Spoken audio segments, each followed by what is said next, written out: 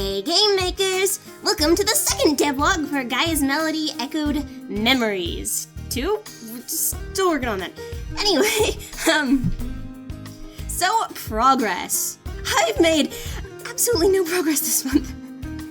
With the exception of a few little fixes here and there, and literally all of the optional costumes. All 67 of them. That's 359 individual poses, and I can actually show those off here easilier? Betterer? I don't know. Anyway, there are all of these, just so many, these many. So they're all done. That's not to say I'm not going to add new poses throughout the project or anything like that, but they're done. For now, they're done. Just never again. So interesting. The way I'm actually having these set up is we set up a variable to tell who the character actually is in each picture. And these are set up in 3, so I've got the base image, which is this. And then the mouth flaps, which go over top, and then the costume image, which is actually underneath. Now, you might be looking at that thinking, Echo, there's a costume on it, are you crazy? Well, actually, at the moment for testing purposes, I have it rerouted to a test folder. So it actually loads, like, these images instead, which is super, super handy if it loads. I'm using Windows 7's image viewer, and it doesn't play nice with Windows 10. Oh yeah, this got brought up before. I am using Windows 10. I'm using a theme, not really a theme, a mod actually, to do to make it as a dark theme and to make it look more like Windows. Whoa, hi. More like Windows 7, just because I'm more familiar with Windows 7 interface, and I hate a lot of Windows 10 exclusive things. So yeah, costumes are all done. I have this set up right now to, where is it? This. To actually call this event, which loads all of the costumes into memory. In the actual game, I'm gonna have it set up slightly differently. I'm going to have each character's costume as its own, event, and have them preloaded to cut down on memory usage. That's something I'm trying really hard with this one, is to, conserve memory, I guess is a term to use. Because in the old one, in GMEM, I was having a lot of issues, especially in the older versions, not so much now, that, the game would use too much memory, there'd be memory leaks, and then everything would die. So we're trying to kind of negate that with some things. I'll talk more about that, kind of, as I get to it, but, let's see. These might pop in and out. I'm not sure exactly how I have it set up at the moment. Because of how... Whoa, I'm in here. Well, I might as well show you this. This is, a battle test. Apparently I was testing a death thing. Oh, I know what this was. Okay, this was, a test, actually, for, what's it? Similar to what Bravely Default did, Obliterate or something? You'd enter battle, and if you were high enough level, everything would just die. That's what I was testing there. But, let's go on this map and, like, test a random costume thing. How I have it set up right now is I have this actually set up to do a bunch of stuff. Let's see, what's a good cutscene to test? All of these suck. This one's fun. We can do this one. ABBA. So you will probably notice that the faces flicker in and out. It won't happen in the actual game with that. It's only doing that because I have everything rerouted to, the test folder. Ideally, it'll all be replaced in the other one, and it won't have to load from the test folder. It's literally just purposes. Are you my NPC? Can I just click? Whoa, why is this lagging so? Oh, there we go. Are we there yet? Hello, Tadase. Yeah, so many costumes, and I'm actually considering as crazy as I am, I'm actually considering adding more. When you said you had somewhere you wanted to go, for, I didn't like, think you'd be DLC. dragging us aimlessly through such a dense forest. Given how much Kachi wants to go swimming in this bloody game, I was thinking of doing swimsuit costumes. Completely not for the purposes of fan service. Completely for the purposes of fan service. But because I thought it would be fun. And I have this thing where I always want to go swimming in the summer and I never get to because no one wants to go with me because I'm an indoor cat and my friends are indoor cats. So that's a thing that Kachi has, and I just thought it would be fun to give everyone swimsuits. I don't know what else I would add as far as optional DLC costumes.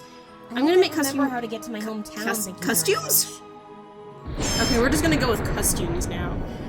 Custom costumes for Valencia and for Salia, since they've been helping me out with some stuff. Based on their iconic characters. For a few characters. Though basically the costumes will just replace the ones that that are here. Why am I doing so many costumes? And Akira, she drives me insane because she has like, what is it, like 8 poses and 12. Hold on.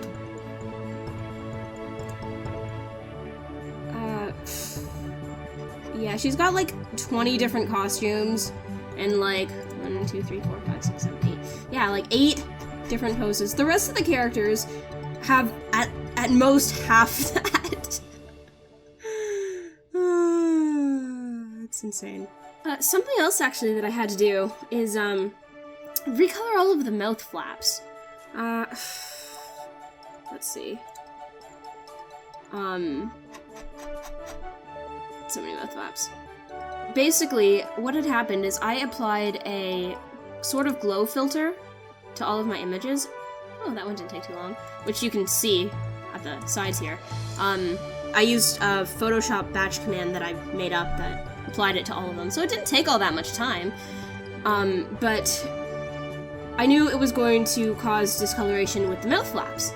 So I applied the glow filter to all of my mouth flaps. And what I didn't notice, this is going to be 0, 0, or 1, 1, I guess. What I didn't notice is, let's go to Z2. There we go.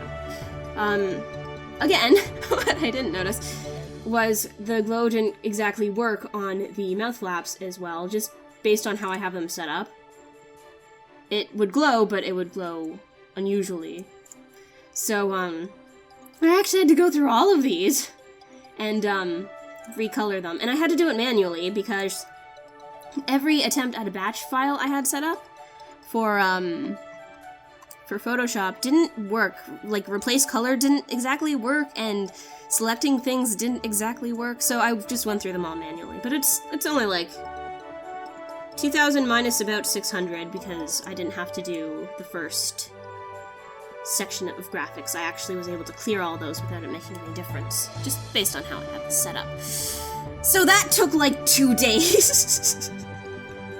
But everything's all colorized properly now, and it's not driving me insane, and I'm happy about it.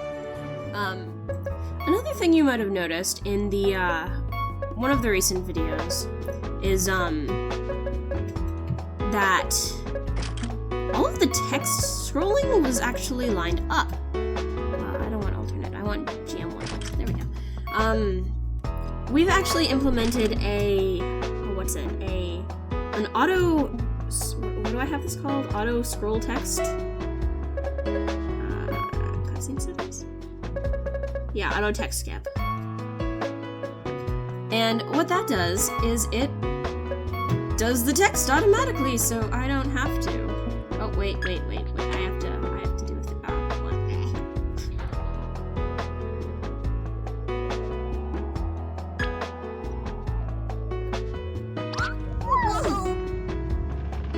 Auto-scrolling text! We certainly seem to be getting a lot of them And lately. the amazing thing about this is I can toggle it with a button press. And I'm just so happy about that. And I don't know why. It's not like it's technically heavy, like, but I'm just so happy about it. It makes testing super easy. because you can just have it autoplay, and then you'll notice like a screw up in the image or something, and then you're like, whoa, pause, hold on, need to go fix that. And it's so nice. It's just That settles it. so nice. Protector of the village. I don't know. I was really happy about that, and it's just That so settle now? nice and convenient. Since when were you our protector? The mini maps also auto hide now, so I don't have to do any extra prep work for that. You that just reminds go me. into an event and they stop. Okay, shut up and hear on Tadasai. No. You're spoiling the plot too much. About some. When You know the boring intro plot where not much happens. I apparently need to fix that.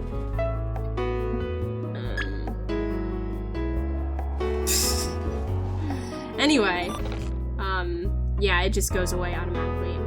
You are noticing some of that glitching right there. But that's actually just because of a thing in test play mode. I don't have it set up right now because I just finished this, but the auto scroll thing does turn off. She's just wanting to auto scroll all day. Okay, well, apparently it's off now. That is something I need to modify. Because I can actually toggle it in here, too. Oh well! I can fix that. Oh yeah, I got my followers better. I don't have a good way to add them, because I don't have any sort of debug thing running right now. Let's just go and add them in. They're slightly better now. I still need to modify some things. Let's, start on this map. Haven't seen this map yet. You know what we should also do? We should play in the summer maps. In the original game, after you beat the epilogue quests, actually once you got to the epilogue quests, you were able to play the game in summer, basically. Because the epilogue quests themselves take place in summer. So I had to redo the tile sets for all of them, and because, you know, this game will do the same sort of thing, I have to design basically 2 copies of every map for all of the outside maps, because I'm not using tile sets, I'm parallaxing. Cry. Do I have music here? Oh, good idea. So yeah, my followers now act the way they act in the original, where they follow me at a distance and then catch up to me. And I think that works pretty much okay. I have found a couple little bugs in them, because if I circle weirdly... Okay, well clearly I can't trigger it now, but I could... I think if I do this and start walking, they'll like try to... Or not! Okay, I'm wrong, my followers are perfect! Oh, something else we've added actually. To go along with the help menu... Okay. I haven't worked on this. I haven't tested this map outside of building it. To go along with the help feature that I added for the help notifications, in addition to notifying you how to use costumes and the mini-map and things like that when you get them, it also notifies you when you get an item for the first time, and I will show that off when I find an item on here. Somewhere? Oh wait, I think I can get one over here.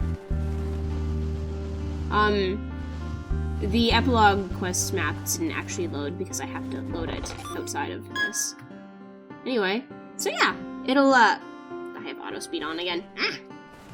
It'll give you a notification about items and stuff. It actually... I don't have that set up. Wait, I can do this. I can go into here and go out, and I think...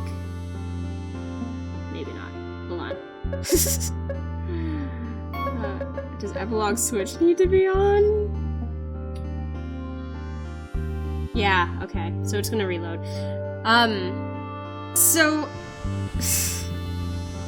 Yeah, what this actually does is it calls the description, so I don't have to do any extra typing. It just calls it, and it's wonderful, and I'm really happy we were able to do that. And that can all be turned off, so it only shows the default thing there. Well, since I keep opening the menu, let's take a look at the menu to begin with. Sure, let's put you in winter for these summer maps. you might have noticed these actually, the graphics update based on the costumes, and what you might not have noticed is it updates with different poses for them. They don't change so much for some of the characters that have less poses, but for like Akira and Catchy, change your bloody pose, Catchy! There you go. You guys kind of have the same pose going on there. Yeah, a little bit. You two almost do, actually. So this is what I have for the menu at the moment. I'm gonna probably change it up a bit, but this is probably going to be how it ends up. You might have noticed I also took away the thought bubble text. Purely because I couldn't fit it on here using the graphical system, and I figured I spent like literally a month doing these bloody graphics. I might as well basically use the crap out of them, as much as that I can. But yeah, I couldn't fit it on here anywhere. I could maybe put it over here, but what happens, my friends, is Dokkan. Dokkan happens. Dokkan happens.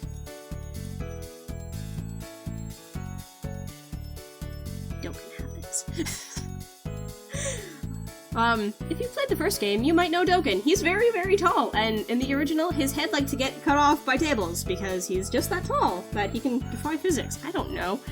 But he's too tall for my thing, so what ends up happening is this, because I have this set to do weird things, is this. His head gets cut off by things. Like this. So putting a giant bubble here. I keep wanting to like show you my hand on the screen and like motion what I'm talking about. So yeah, I can't really do that. But I don't think it's necessary. The thing is, this game has enough nonsensical character development, extra dialogue to begin with. Like, it's got the break times, and it's got the tense scenes, and I think the thought bubbles just, like, might be overkill. It's the same reason why I didn't put the tense scenes or, break times in GM because I thought it would be overkill. I thought it would be too much extra nonsense stuff. And, like, some of them are plot relevant, it's just, a lot of them are, like, Catchy being all, hey guys! Let's do something fun! Plot is boring! Or something to that effect. Now, this devlog is running a little bit long, so I think I'm actually gonna stop here and split it up into two like I did last time. So I'll post the second half tomorrow. Anyway, for now, thank you so much for watching, and I'll see you later, gamers!